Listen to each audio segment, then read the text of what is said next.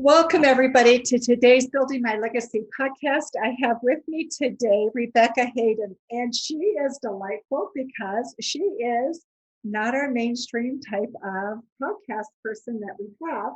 She's a performer, a singer, and everything, I guess, because she performed in big musicals that have toured all over, like Tommy. And so she comes with a perspective of life and how you work. And so, as she's now a life coach dealing with confidence, especially in women. And so, I'm going to have you, Rebecca, share a little bit about your journey, why you left performing, because you've made it to the big stages and big performances and walked away and started in a new direction. So share with us that journey and how you ended up doing what you're doing. Yeah. So I have wanted to be a performer my whole life. I started dancing when I was 3 years old. It was the thing that I wanted to do. It was what I did in school. I did it as A level, GCSEs. I then went on and did it at university, what we call stage school. And it was something that, my heart was set on. I remember being in the playground and asking other kids what they wanted to do when they grow up, and they didn't know. And I was like, how can you not know what you want to do? And, for me, that was it. That was the only thing I ever wanted.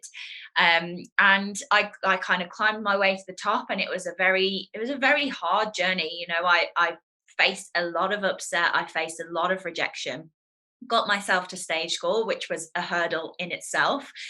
And then when I graduated, got myself an agent and started working. My first job was Chess, the musical, which was amazing, and kind of went on and did a couple more after that. And Tommy, like you said, that was on one of the biggest stages in Europe, so that was amazing. And I think for me, I was on this journey of almost hiding myself. It was a really strange experience because I was always playing someone else. Like, I was always playing a character, or playing a part in the musical, or playing a person that wasn't me. And it was very easy for me to kind of hide myself away, which was a bit strange because I've always been very outgoing and very confident. I was the kid at any party that was like, sit down and watch me dance. I was one of those children. But I just found this weird sense of not being able to be me, and especially with my weight. I was never a big girl in anyone else's eyes, but I was a big girl in the performing arts industry. So I was, I'm a size 12, I'm a size 10 or 12, but everyone else is like a size 2 to 8 or something. So I was always kind of a bit bigger as well. And I got to the like nearer the end of my performing career, and I was just so miserable. And going back into that time now where I reflect, I just, I couldn't look anyone in the eye. I couldn't, I didn't want to speak to anyone, which is, very unlike me. I can make a conversation, in a supermarket queue. Like, I'm okay with making conversation. And I was just really, really unhappy. And I got to the point where I was just like, you know what? There's more to life than me feeling this unhappy, and trying to kind of fit myself into something that I don't feel that I am. So I decided to walk away, which was the biggest, for me at the time. I felt a failure, like 100%, hands down. I felt a failure. And I think it was because I'd had my heart set on this dream, and this massive dream for so long. And even though I got that dream, and, even you saying you've been on these big stages and stuff, I still go, oh yeah, I did that. But I didn't ever give myself recognition, ever. So yeah, I think for me, it was kind of, I felt such a failure at that point, and really had to do some work on that. But I went into teaching, and I taught dance at a local school where I used to work, and where I used to live. And I vowed to myself that I would never teach ever, because teaching dance for me was like, I definitely have failed, like definitely have failed. So it was quite a weird one actually, because it was just like, oh my God, like I've now gone back and now I have to teach. But actually, the teaching was the most empowering bit of it, because I got to see all these kids and I got to experience all these children, like so enthusiastic, just like I used to be, and really started to empower and inspire them, I suppose. So you sometimes when we do that, that's the beginning of our own healing, because as we give, we begin to Yes. sort who we are. So talk a little bit more about that, being teaching, and then from there you moved away from that also. So share a little bit about that Yeah. if you would. Yeah. So I started teaching, and the place that I started teaching at, the dance was very that I think there was about 3 or 4 in the class. It was a very kind of not very popular, not many people knew about it. And I worked there for just over 2 years, and I managed to grow the dance faculty and grow the dance space of that performing arts hub. And I used to have like 37 to 40 kids in each class. So we went from having like no dance at all to like these massive classes that I just loved and was so passionate. And I remember, I choreographed Cats the musical, and we had 107 children in Cats in this Oh, musical, and I know, and trying to piece that all together. That was the moment where I was like, oh my goodness, like this is amazing, like what I've created. I think that was probably the first time that I was truly proud of myself. And I've done quite, I had accomplished quite a lot of things by then, but I think because I'd stepped back from it and started to give back more, I really did feel, so proud at that moment. But there was still something missing. There was still that kind of something in me that I felt wasn't, I didn't feel like I was doing the thing that I was born to do, basically. So cut a long story short, I met my boyfriend on a very random night out over Christmas, and we started going out. And he said to me, "Look, like I want to move to Australia, so I don't really want to carry on anything with you right now." And I was like, "Oh, this is too good to lose." And I was like, "Well, what if I came with you?" And it was a bit of a feel the fear and do it anyway decision. We'd been going out for a while, so it wasn't just like a hat dash kind of decision. But I knew that that was where I wanted to be, and I had this real feeling, and I listened to my gut and my intuition quite a lot, and it usually is right. So we decided to move to Australia, which was January 2019. um, and during that transition, and even really when I was teaching, I used to help a lot of the kids with their mental health. So I suffered a lot with my mental health when I was in the performing world, and I know that they were going through the same things that I was going through, or that I'd been through. So I actually started a blog, and I just started blogging everything that I'd learned, and it was called Sunday Soul. It used to go out on a Sunday. Every single Sunday for like nearly 2 years I blogged, and it was quite powerful. And I used to get lots of comments from the kids being like, "Oh my God, Becky, this has really helped me today," mhm. or this technique has been amazing. And I was like, wow, like there might be something in this, like there might be something that I could do with this. And I started researching, found NLP, neuro linguistic programming, found hypnosis, fell in love with all of it, and the rest is history. And now I have a really successful business, coaching women for confidence. So I still get to do a lot of my performing side of it, because it's, showing up on camera, showing up online, speaking, doing podcast interviews. So I still get to be that performing side of me, but I just get to be me as well. You know what's interesting is the thing that so many women, especially struggle with is confidence. And Yeah. you always think of performers as having that one nailed, right? You've got to nail confidence, otherwise you're not going to be out putting yourself out night after night after night. So you have something really unique to offer because you come at it from a perspective where it is life or death. Confidence is life or death, right? And most of us don't live in that world. So tell me, how do you go about working with women, NLP, working with the unconscious mind? And so it can talk with the conscious mind is so huge in terms of healing and in terms of being empowered. But tell me, how do you work with people?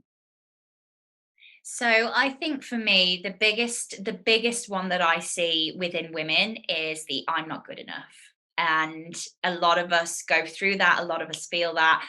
Pretty much most of my clients, when I've peeled back their bits of the onion, that's the kind of crux of it. So the first thing I really sorry.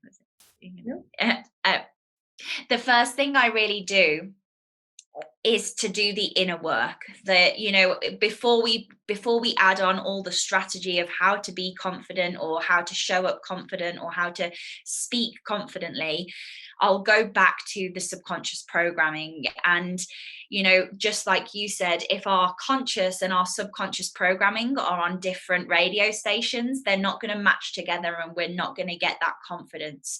So for me, I always talk about ourselves like a house, and we might have this house at the moment, but it with a gust of wind it comes flying down, or the windows are falling out, or the roof's blown off.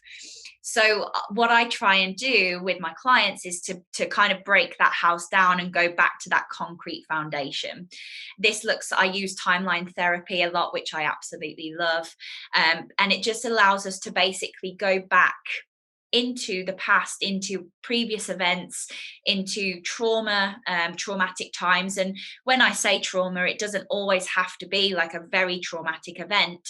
Sometimes the client, we've gone back to a time where another girl said something about my client's hair in the playground, or wouldn't let her play, or and we take on these beliefs from those events, and we don't necessarily know what those events are until we kind of go and dig a little bit deeper into them and almost take the positive learnings away from that, so we can leave that memory where it is and kind of not think about it anymore.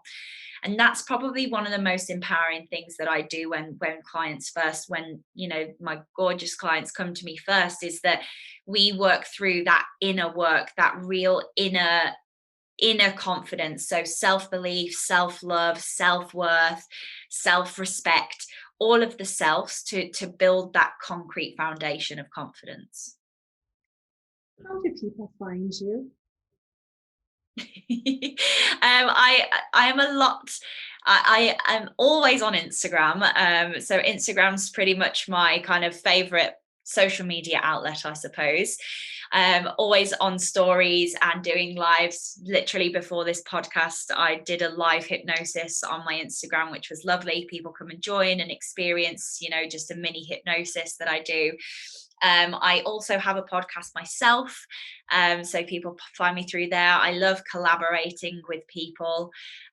There's something special, I think, about having two, especially women, two powerful, empowering women together, collaborating and creating a space to kind of open the audience for them and for me. So I love doing that too.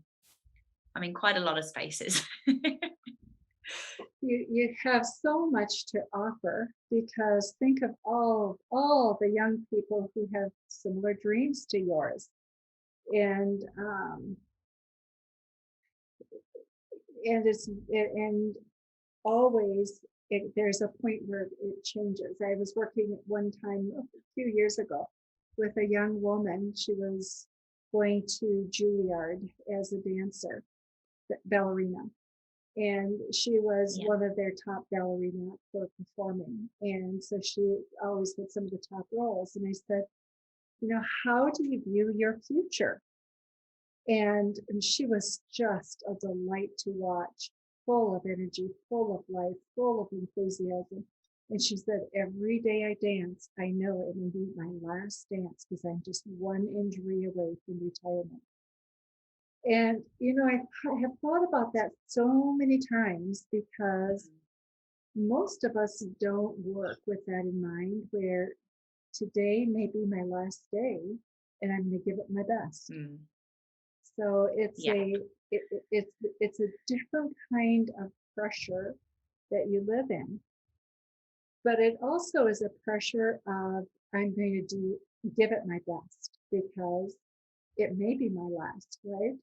And sometimes we Yeah. don't give it our best because we think, oh, I've got tomorrow. So Yeah. it has both sides to it. I love that. That's really powerful. That gave me goosebumps everywhere. It's so she was really just a treasure of a young woman. And so tell me, as you work with with women, confidence, that's one of their biggest issues. The various self concept, self worth, being enough, all of those things. What else are some of the issues that women deal with that you help them work through? Yeah, I think that I'm not good enough is definitely something that shows up all the time. Body confidence is another thing, which I think is linked. I always think is linked.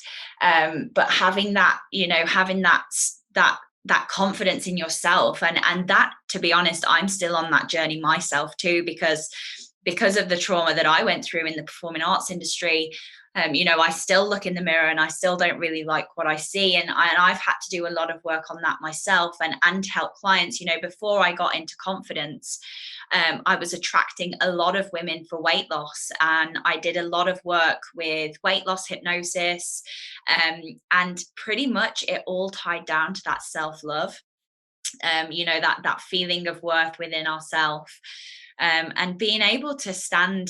And I just love what's happening at the moment, on social media, and a lot of plus size girls are getting in bikinis, and everyone is really behind that. I absolutely love to see that, because I think we're so programmed as, you know as a community, as the world, we're so programmed to see mannequins of size 6, or really tiny models on the catwalks. And actually to see that shift in the world, and how we view that, is so empowering. But there's still a lot of work to do, I think, in that sort of sense, and how we view ourselves as women, and how we can stand there in our power, is probably another thing that I really work on with my clients.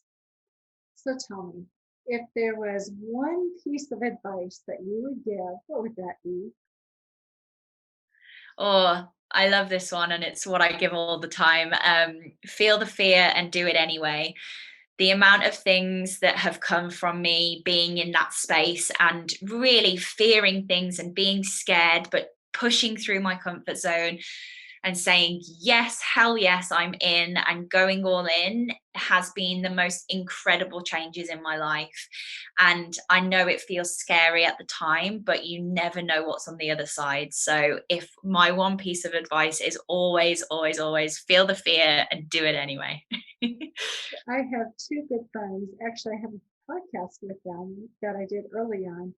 Um, they were both principal dancers in the Paris Opera, and then went to London. Then Oh, went, wow. yeah. So they were major players, and then both retired after a number of years and started a business of their own. And I said, so how is it different?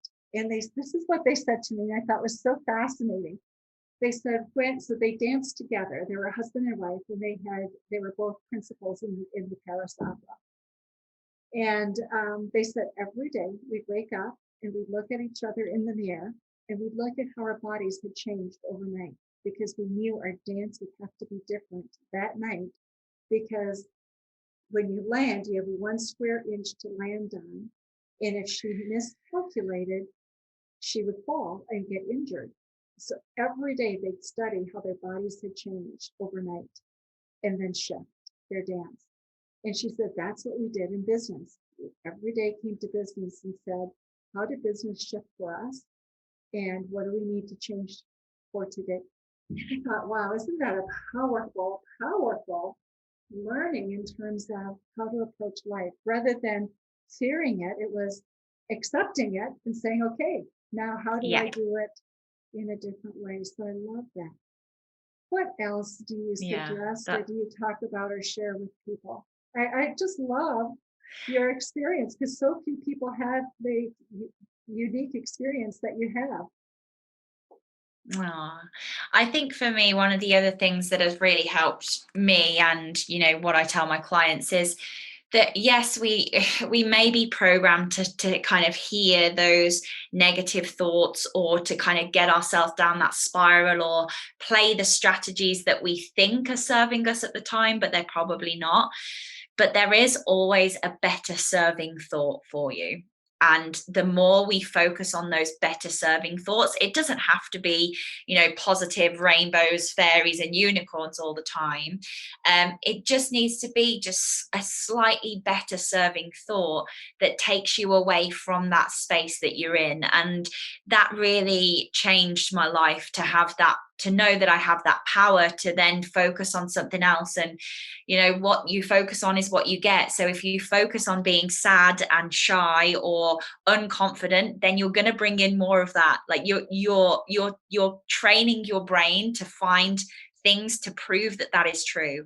So if we can move away and move into those better serving thoughts, and even if that's, I'm working on my self-worth or I'm working on my self-love, it doesn't have to be I am amazing, I'm incredible. It doesn't have to be that. Just needs to be that better serving thought. That would be one of the other things that I would like to share.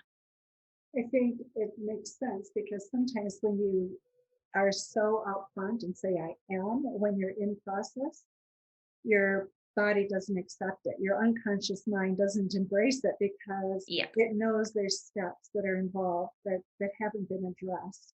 And then we fight our own brain, and then it becomes even more problematic, doesn't it?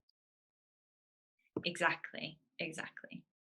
So tell me what else. What would you love for people to know and to think about as they approach their life, as they approach who they are as a human being? So I think for me, I use this phrase a lot, which is standing in your superpower. And I think we all, as individuals, no matter who we are, what we've been through, where we're going, we all have a superpower, whatever that is. And if you haven't found yours yet, then that is okay because you can. And I think the more we can tap into that person that we want to be, that I call it your best self or your future self or whatever that is to you, the more we can tap into her or him, whoever's listening, the more we can start to embody and embrace it right here, right now. And I use I use a technique called acting as if. I'm not a massive fan of fake it until you make it because I think it kind of goes against the subconscious programming. But acting as if, it really does tap into who we want to become. So, me as a business owner of whatever my dream is, or living in a house in Noosa, or whatever's on my vision board, I always ask myself, okay, if I had all of the things that I want, how would I be waking up in the morning? How would I be walking down the road? How would I be sipping my tea? How would I be eating my dinner? How would I be working out?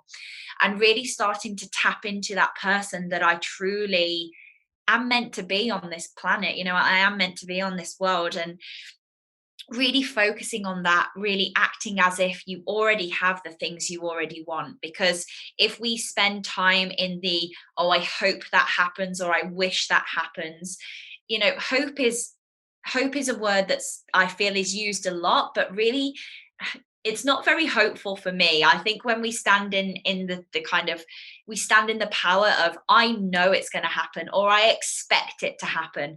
We start to feel more confident rather than hoping or wishing. It's a very, I kind of almost see it as a soft, weaker word. Whereas if we use, I know, or I expect, or that sort of word is a lot stronger and can really pull us into that confident best self that we want to become. If you've got a meeting coming up that you might feel scared about going into, or a presentation that you're going into, how would you feel if you showed up as your best confident self and then go and do that? Act as if it's already happening. It changes your life. Wow, act as if, and it's truthful, because you're creating it every day. We're creating a new form of who we are, right? And Yeah. making it till you, or faking it till you make it. Where it lacks reality is there's a lack of honesty, a lack of truth in it, and so we tend to internally reject that notion.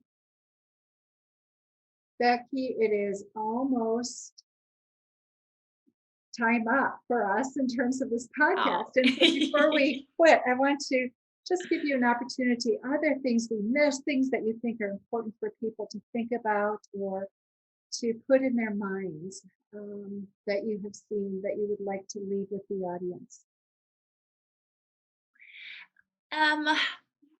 I've spoken about all my favorite things, but I think one of the things is that we always have the control. We are in control of how we think, how we feel, how we act. And we might not necessarily feel that all the time, but no matter what is happening externally, we always have the control internally. So if someone is making you feel a certain way, or something's happened and you feel a certain way because of it, just get curious. Like, go inside, and kind of go inside to come out, is what I always say. Get curious with your thoughts, and how you can stay in control of that situation. I see a lot of people sitting in the driving seat but not putting their foot on the accelerator, and we have that option. We have that ability to do that, and we just have to find out how. And just want you to remember that you do always have the answers inside of you. You might need a coach to help you see it, or show you the yellow brick road, as I say, or you might need to listen to a podcast or read a book. You might need some help in some sort of way, but never ever be scared to ask for help. Never be scared to kind of say, hey, I'm struggling and I need to solve this, because you are always in control. And I think that's so important to remember. So those of you who are listening, you may be interested in learning a little bit more about what Rebecca has been talking about in terms of looking at the unconscious mind and the conscious mind. And here's what's important that you will learn is that your ability to process and heal will be so much faster. You'll be shocked at the progress you're able to make, and do it in a way that is honoring of yourself. So if any of you would like help or would like to connect with Rebecca, information about her will be in the show notes, and we'll be glad to make that available to you, or just contact us and we'll be glad to make the connection. And then please visit us on our website at www.buildtomorrow.com, and on our social media channels, YouTube, Facebook, Instagram, LinkedIn at buildtomorrow.com. Becky, I am so grateful for this time with you and for all of your sharing. Your perspective is so valuable, and I think many people wonder, you've given us a little glimpse into a world of performance, and what a gift you've given everybody today. So thank you for that. No, thank you for having me. I've absolutely loved it. And thank you, everybody, for listening to Building My Legacy podcast today. Thank you for watching my video. Don't forget to like, subscribe, and click the bell button above. Leave comments. We'd love to hear what you think. And visit our other social media links as well. Thanks much.